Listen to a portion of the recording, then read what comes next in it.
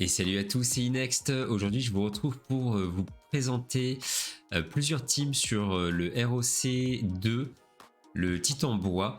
Et le but de ces teams, ça va être de comparer le DPS de deux persos. D'un côté, la Rosalie et de l'autre, la Mia Flamboyante, la nouvelle héroïne qui est sortie il y a quelques jours. Donc, pour faire ce comparatif, je vais d'abord vous présenter la team que j'utilise actuellement sur le ROC 2 Titan Bois. C'est cette team là. Donc elle est composée de Brumar, Rosalie, Darkophélie, Sekane et Punk. Je vais vous montrer la run et ensuite je vous montrerai une deuxième run avec cette fois Mia Flamboyante à la place de Rosalie. On comparera les DPS de chaque perso sur les deux runs. Suite à cela, je vous montrerai aussi d'autres teams qui ne comportent pas la Darkophélie, parce que je sais qu'il y en a beaucoup d'entre vous qui ne l'ont pas. Et ces teams-là seront sur le ROC 2 et le ROC 3 aussi.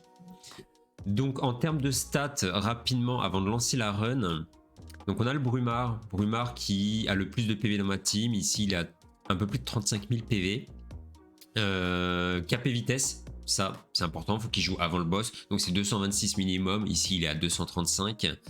Et KP résistance, ça aussi c'est très important, il est ici à 200. Alors je sais pas exactement le cap résistance pour les mobs feu sur le Titan Bois, mais je sais qu'au-dessus de 210 je suis plutôt safe.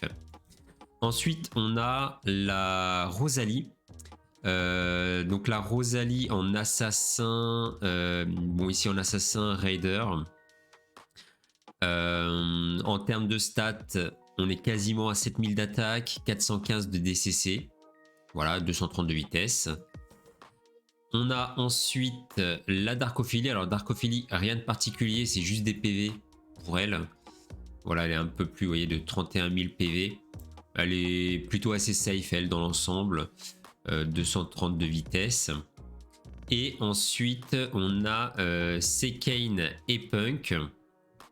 Alors, le Sekane, lui, il est 60, il est pas book, le Sekane. Et vous voyez, il a un peu plus de 32 000 PV. 197 de vitesse, c'est normal. Le Sekane a un passif qui fait que quand il se prend une AOE, il gagne 30 de vitesse. Donc, il sera à 197 plus 30, 227. Et il jouera avant le boss. Et c'est important que ça soit lui qui joue en dernier par contre dans votre team. Parce qu'il va mettre l'immunité sur tout le monde. Et il ne faut pas qu'il y ait d'autres héros qui jouent après le Canour Céleste. Et il perdrait l'immunité en fait et il se ferait tuer par le boss. Et on termine avec le Punk. Le Punk qui est un petit peu plus haut. Le Punk c'est le perso le plus difficile à book, à stuffer dans la team. Donc il est 70 full book. Vous voyez, il a 29, un peu plus de 29 000 PV, 2000 de def quasiment. Et il est capé vitesse. Alors je lui ai mis aussi de la concentration parce que j'utilise le sort de break def. Et c'est lui qui va le poser dans ma team au tout début de la run. On va lancer la run. Alors bien sûr, là je suis en ROC 2. Une fois que le Titan Bois va tomber, on va passer sur le Titan haut. J'arrêterai la run à ce moment-là pour pouvoir faire le comparatif. Donc cette team-là, si jamais vous passez sur les streams Twitch, vous verrez que je l'utilise de temps en temps. Je l'avais déjà présenté, on avait déjà fait des tests dessus. Donc c'est une team qui est plutôt assez safe, notamment grâce à la Darkophélie. La Darkophélie va apporter, vous voyez, des stacks de PV max qui va faire que la team va être de plus en plus tanky au fur et à mesure de la run. On a aussi le Brumar qui donne un certain pourcentage de sa vie max en bouclier. Donc ça aussi, ça rend la run aussi assez safe. Et vous allez voir à la fin, en termes de dégâts, ça va être partagé entre Rosalie et Darkophélie. Darkophélie a l'avantage qu'elle, sur son S1, S2 et S3, elle va faire des true damage. Je crois que c'est respectivement 8, 10 et 15%, il me semble. Donc vous allez voir qu'elle va faire aussi, elle, pas mal de dommages sur la run. Et sinon, bah, rien de particulier voilà, sur cette team.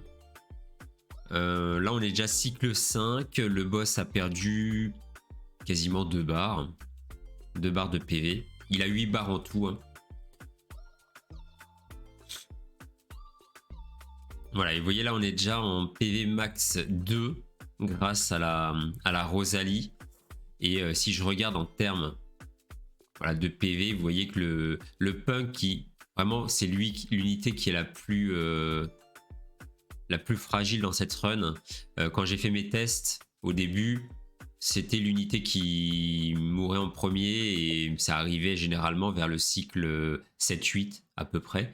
Et là, il est déjà à plus de 55 000 PV en buff x2. La x3, je crois qu'il monte à un peu plus de 64 ou 65 000 PV.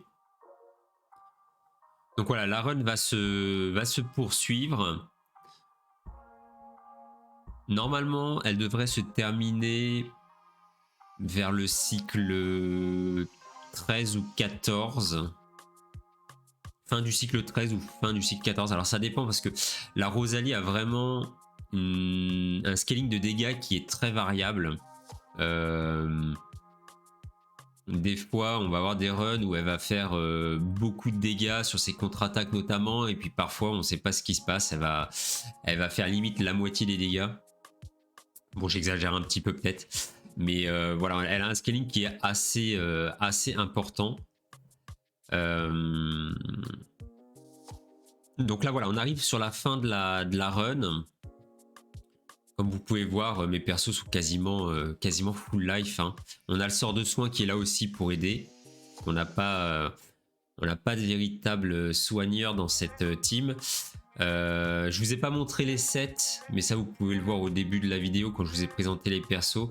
Mais voilà, on a des persos qui sont aussi en cette renaissance, hein, dans cette run. Alors pas le Canours, parce que le Canours lui se soigne naturellement.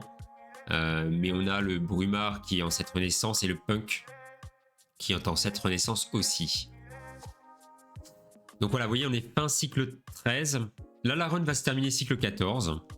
Non, bah non, j'ai fin cycle 13. On stoppe cette run et on va regarder le rapport de dégâts. Voilà. Donc j'ai fait plusieurs tests et on a toujours ce rapport de dégâts là. Donc on a une Rosalie qui fait 5 600 000 à peu près et une Dark Ophélie qui fait 2 300 000 de dégâts. Les autres font pas de dégâts, c'est normal. Vous voyez qu'on est à peu près sur du 1 tiers, 2 tiers de dégâts entre Rosalie et Dark Ophélie. On va maintenant tester la même team, mais cette fois, on va retirer la Rosalie et on va mettre la Mia flamboyante. Alors, on va même changer le leader skill et on va mettre Mia flamboyante en leader. Pourquoi ? Parce que c'est 25% de dégâts crit. Et on n'a pas besoin du leader de Brumard. Le leader de Brumard qui donne de la défense. 20% de défense. On n'en a pas besoin parce que Mia flamboyante a ce gros avantage qu'elle va mettre un break dégâts 2 sur le boss. Donc le boss va tout le temps mettre 50% de dégâts en moins. Et ça va donner une tankiness à votre team qui est juste insane en dehors de son kit. Hein. Ce dégât moins 2 est vraiment une tuerie pour rendre les ennemis vraiment très faibles. Donc là, Mia flamboyante, on la présente plus. Hein. C'est un mob qui va stacker des armes brûlantes, des stacks d'armes brûlantes, jusqu'à 8 stacks.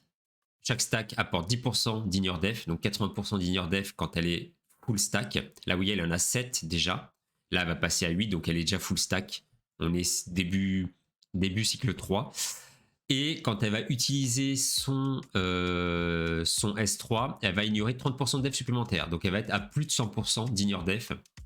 Et avec un scaling de dégâts sur son S3 qui est énorme, 260 plus 50% parce qu'on attaque un ennemi bois, donc 310%. Son S3, elle va l'utiliser tous les 2 cycles. C'est 4 de cooldown. Quand elle tape un ennemi bois, le cooldown est réduit de 2. Et elle va faire une contre-attaque qui va réduire le cooldown aussi de l'ulti de 1. Donc finalement, elle aura plus qu'un cooldown de 1 sur son ulti.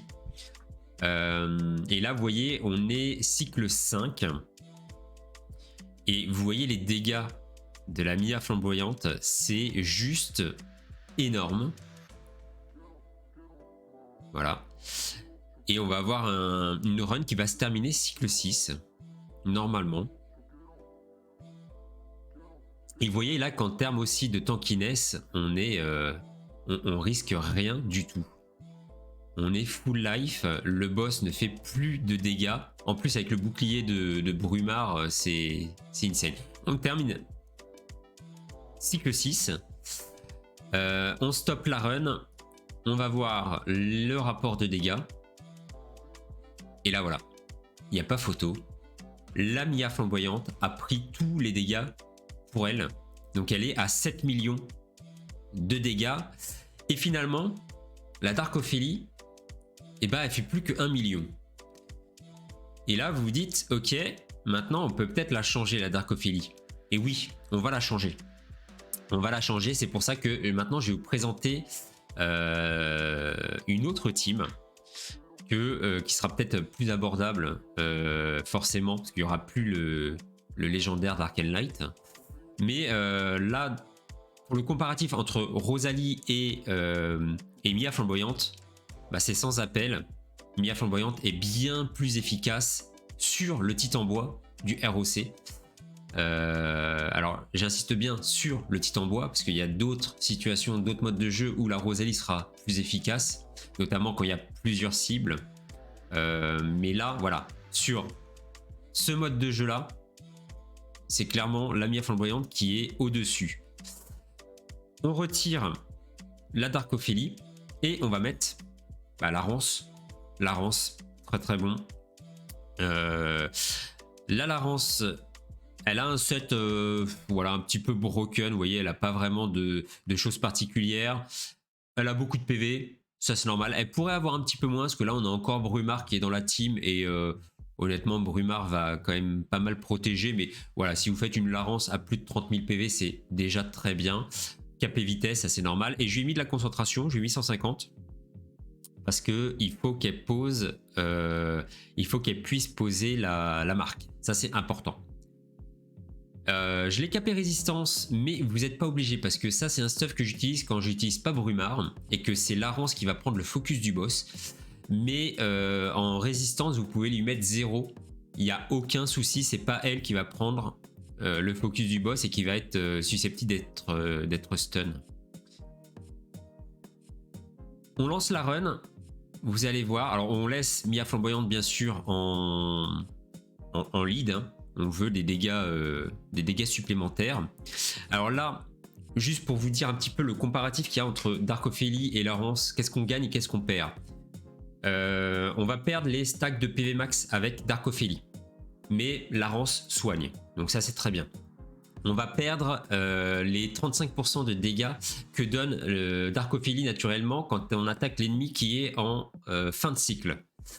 Là, on va récupérer ça avec Larence, avec sa marque et avec le fait que on va attaquer plusieurs fois avec son S3. On va relancer un S1 avec son S3. Donc vous voyez, ça s'équilibre un petit peu.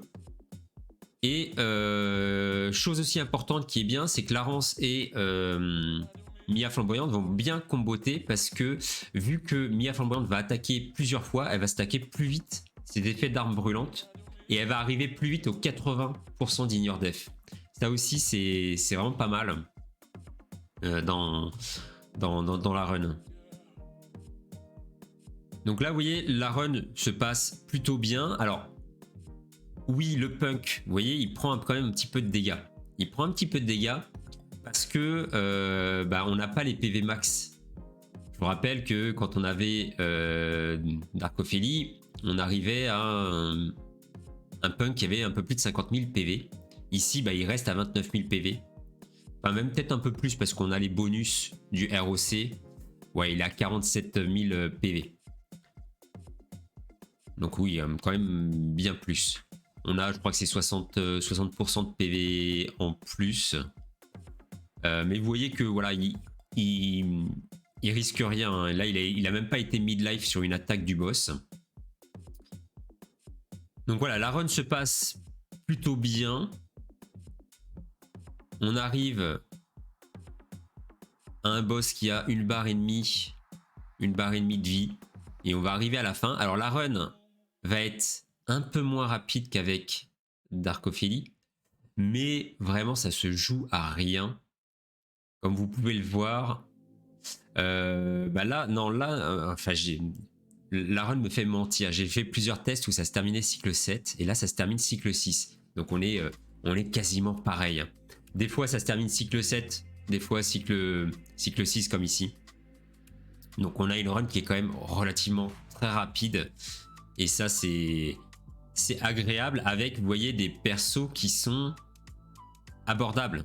On a que du RGB. Alors, eux, je les compte pas comme des persos, on va dire, difficiles à voir. Peut-être Canours, je sais qu'il y en a beaucoup d'entre vous qui l'ont déjà, qui l'ont assis sûrement. Punk, c'est un perso qui est là depuis déjà un petit moment. Alors peut-être que vous ne l'avez pas. Mais voilà, c'est quand même une team qui est plutôt abordable, on va dire. En termes de book, il n'y a que le punk qui est full book, mais c'est des books épiques. Et il y a la Mia flamboyante qui est full book. Et bon, vous voyez, il y a qu'elle qui fait des dégâts. Hein. On est à 8 millions de dégâts sur cette run. Et alors, chose intéressante, maintenant, c'est qu'on va aller la tester en ROC 3. La même team, exactement la même team. On part en ROC 3. Alors ça va être un petit peu plus long, forcément. Parce que voilà, le boss a... Là, je crois qu'il a 8 millions de PV en ROC 2 et en ROC 3, il doit être un peu plus de 15 millions. Donc il double ses PV. Là, je crois qu'on peut le voir peut-être ici. Ouais, vous voyez, il est même à combien? Ah non, voilà. Alors ouais, c'est 2 millions. Ouais, c'est quasiment 2 millions par barre de vie. Donc 8 barres de vie, voilà. Comme je disais, on est à entre 15 et 16 millions à peu près. Donc là, forcément, le punk, il va prendre un peu plus de dégâts. Vous allez voir. Parce que le boss fait plus de dégâts. Mais il était tellement safe sur la run d'avant que là, il va résister. Puis la run est quand même... je crois qu'elle va se terminer cycle 10, il me semble, à peu près. Donc voilà, on a la Mia qui, vous voyez, qui est quasiment full stack. Elle va même être full stack parce qu'elle fait une contre-attaque. Hein. Voilà. Cycle 2, elle est déjà full stack d'armes brûlantes. Donc ça, c'est top. Hein. Ça permet directement de faire des gros dégâts très très tôt dans la run. Et voilà, la run va se poursuivre tranquillement. Alors moi, bien sûr, quand je vais faire du ROC 3 plus régulièrement, je retirerai le Brumard et je mettrai Dark Ophélie, bien sûr, parce que je vais gagner en vitesse. Avec Dark Ophélie, Larence, Mia, Punk et Cicane, j'aurai une run qui va être plus rapide. Mais voilà, pour ceux qui, comme je disais juste avant, qui n'ont pas Dark Ophélie, et il y en a beaucoup qui ne l'ont pas, là voilà, vous avez une alternative qui peut faire du ROC 3 Titan à moindre coût, on va dire, parce que là finalement vous avez que la Mia flamboyante qui est full book. Et je dirais, c'est pas déconnant hein, de la full book, la Mia flamboyante, parce que si vous avez vu dans ma précédente vidéo, on fait du tout le pavin avec. Je pense que c'est un perso qui va être utile en GVE sur certaines reliques ou sur la tour bois. Elle va clairement avoir sa place. Un ignore dead de 100%, c'est voilà. On peut difficilement s'en passer. Qui fait en plus des très très gros dégâts. Donc c'est vraiment pas déconnant d'aller investir sur ce personnage. Donc là vous voyez, voilà, la run se poursuit, on est cycle 7. Vous voyez le punk il commence déjà un petit peu à... Il est pas midlife mais presque. Il reste... Ouais, on va dire qu'il reste 3 barres, un peu plus de 3 barres au boss.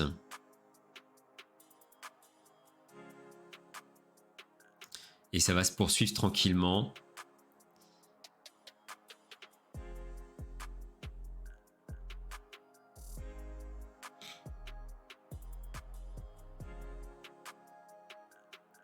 Et vous voyez avec le Canours qui met son immunité régulièrement, c'est aussi ça qui nous sauve dans la run. Mais ça c'était déjà le cas avec les autres configurations qu'on a testées juste avant.